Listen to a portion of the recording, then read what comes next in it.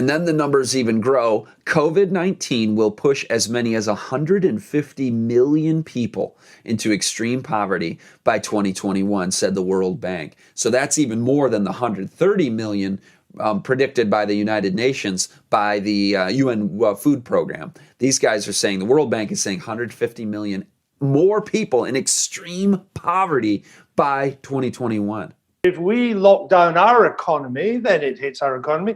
But it also means we are not buying stuff. We're not trading with weaker economies. We are not just destroying our own jobs, we're destroying the jobs of all those that in the poorer parts of the world that export to us. That seemed to me to be a reasonable point. Really important point by Professor Gupta. I want to say it again. We in the World Health Organization do not advocate lockdowns as a primary means of control of this virus. The only time we believe a lockdown is justified is to buy you time to reorganize, regroup, rebalance your resources, protect your health workers who are exhausted. But by and large, we'd rather not do it. Just look at what's happened to the tourism industry, for example, in the Caribbean or in the Pacific, because people aren't taking their holidays. Look what's happened to smallholder farmers all over the world because their markets have got dented. Look what's happening to poverty levels. It seems that we may well have a doubling of world poverty by next year. We may well have at least a doubling of child malnutrition because children are not getting meals at school and their parents in poor families are not able to afford it. This is a terrible, ghastly global catastrophe, actually. And so we really do appeal to all world leaders. Stop using lockdown as your primary control method. Develop better systems for doing it. Work together and learn from each other. But remember, lockdowns just have one consequence that you must never, ever belittle, and that is making poor people an awful lot poorer. Indeed, and a rise in world poverty after years and years in which world poverty was falling and falling. And yep. We've reversed almost a decade of progress going back. In the vast majority of people who've died of COVID-19, think about the irony of this. And I'm not trying to blame or criticize. We just got to realize the reality of the trade-off we've chosen here. The vast majority of people who've died of COVID-19 have lifestyle-related diseases from being overfed with calorie-dense, nutrient-less junk food in the West. Obesity is the leading risk factor for death from COVID-19. And I understand the elderly population is just vulnerable, but among the elderly and definitely among the non-elderly, it's a lifestyle death count, the vast majority of that 200,000. So what have we just done? We are now knowingly, those who are in the know, saying we're going to lock down in an attempt to save lives of people who are killing themselves with their diet already. And we're going to withhold aid from starving children, and millions of them, millions of people in the third world will be dying of diseases and malnutrition because we're locking down economies to try to save the lives of people who are overfed. People who are underfed are going to die. You might say that's the rude way to say it. It's the facts of what we're doing, not in an effort. I mean, the people who are dying, who are obese, are also humans who God loved and died for. And we've got to reach out to them with the gospel and with a healing message as well. But are the lockdowns even saving lives? My heart just goes out to these innocent children who are in this situation, and we've got to really be giving people. We really need to be reaching out with the aid and what's called the welfare ministry, meaning the well-being of people and helping them out.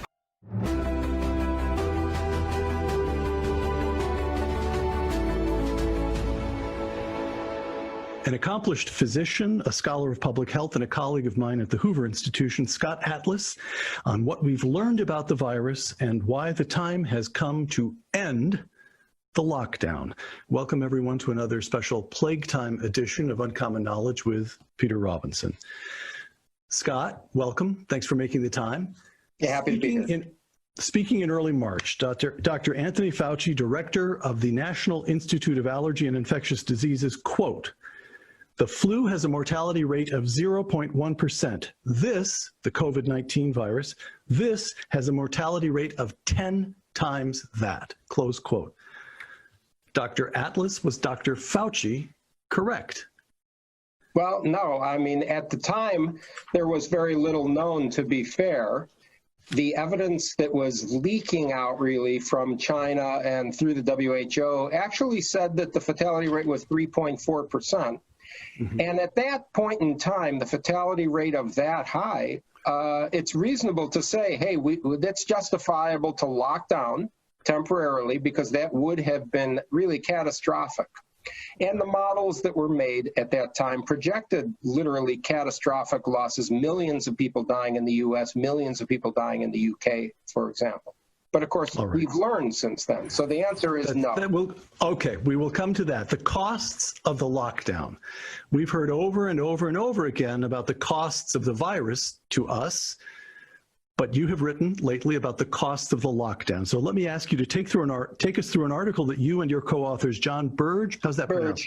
John Burge and Ralph Keeney published in The Hill in late May. From that article, quote, statistically, every 10 million to 24 million lost in US incomes results in one additional death, close quote. How do you derive that? What does that mean? Yes, well, let me just acknowledge the fourth co-author, who is Alexander Lipton.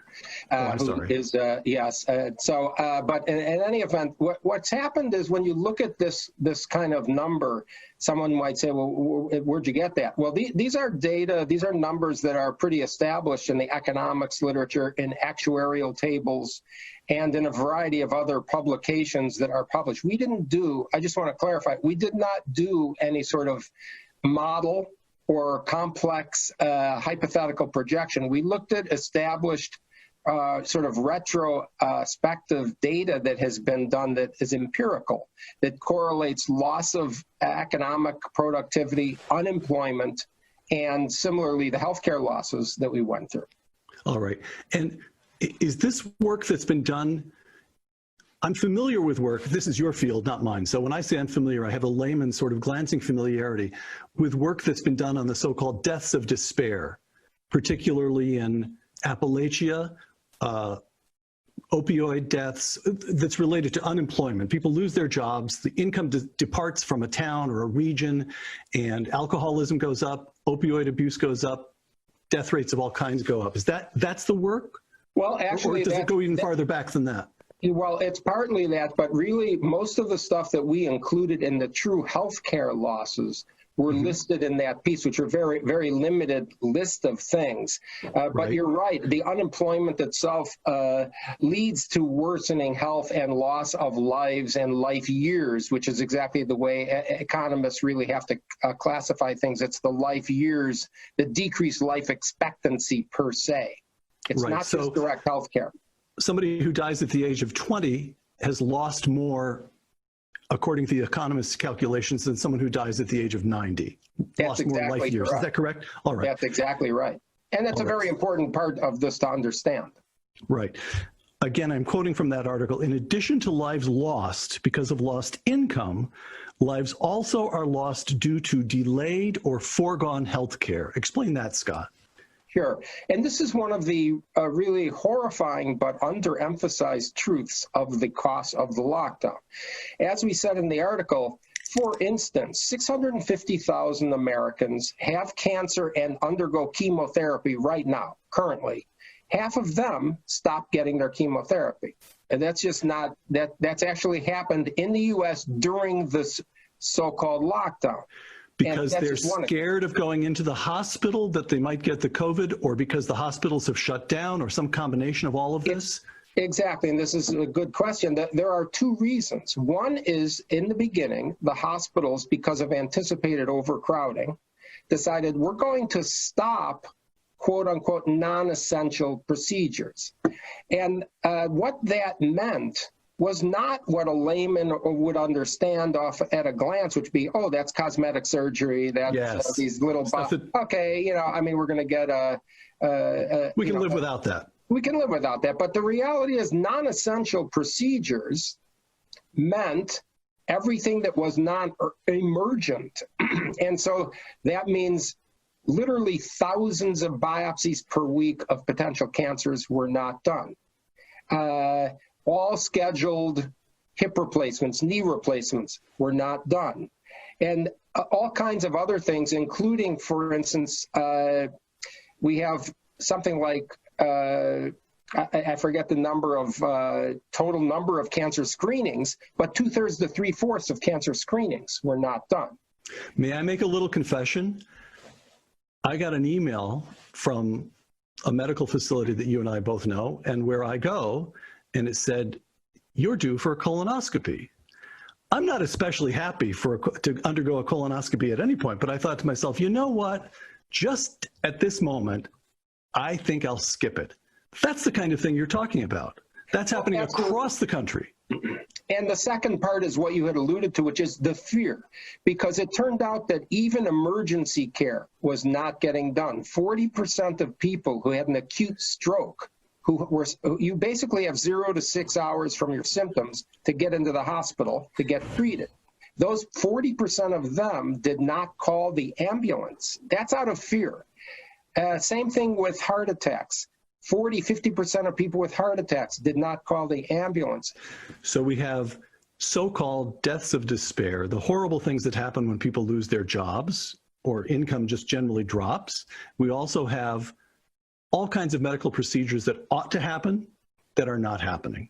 And these are not small effects, they're large. I'm quoting again your article in The Hill, quote, "The disease, that is COVID-19, has been responsible for 800,000 lost years of life, not individual deaths, but lost years of life so far. The national lockdown is responsible for at least 700,000 lost years of life every month, or about 1.5 million so far, already far surpassing the COVID-19 total," close quote. That's more than arresting. It's shocking. You are saying the lockdown has already cost twice as many years of life as the virus it was supposed to protect us against. Have I got that right? That is, you're just saying that's factually, as best social scientists can come to the numbers, those are the numbers. Those are the conservative numbers, because in that calculation, we only included the lost years of life from unemployment in terms of the economic side. And we lost the lives lost from the specific health list of about half a dozen healthcare misses that were not getting done. And so we were very conservative, intentionally so. Do not despair. This is a struggling time on many levels, as we're going to cover in this session, for people who are struggling not just with their physical health from COVID, but even more so the underlying causes of the COVID deaths and the things that people have been not treating and addressing during those times of lockdown, as you heard in the clip. And the mental health issues. Our job is to reach out with the right arm of the gospel, to bring the spiritual healing and hope to hearts that are struggling.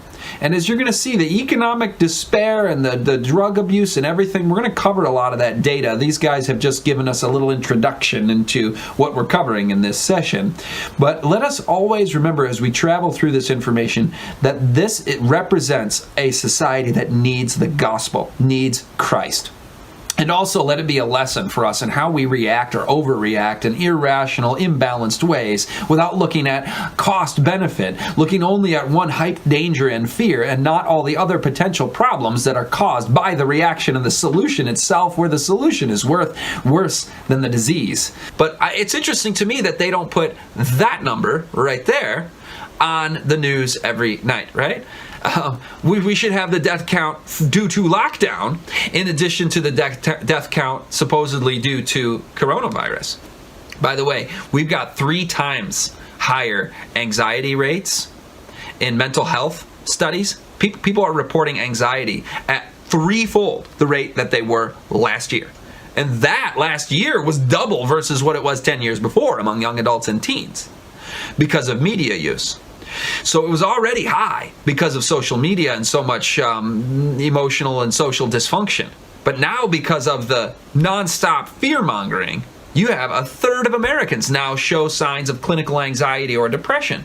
So do not despair, my friends. Find the solace of Christ in the loving arms of Jesus, who is your protection and your Savior and your friend. He reaches out to you with that heart of infinite fatherly tender care. After his lost sheep, you might say, I'm not worthy of that. I should feel all out of sorts because I'm so rotten and I can't. No, My friends, Jesus came and died for you. Do not despair. When I see data like this, a 3-fold increase in anxiety, we have a job to do, brothers and sisters. We have a job to do, to reach out to the hurting soul, not to distance ourselves from people. This is catastrophic. This is never before seen numbers like this. 3 times increase in overdose deaths. 11% of people in the survey had contemplated suicide. Have you ever seen numbers like this? This is unbelievable. What have we done? A quarter of 18 to 24-year-olds have contemplated suicide. That's twice as much than the previous year. 25% of people 18 to 24 have thought about killing themselves. This is a time where we need the work of Christ in this world more than ever. Our churches to be open, our hearts to be open, and our hands to be reaching out.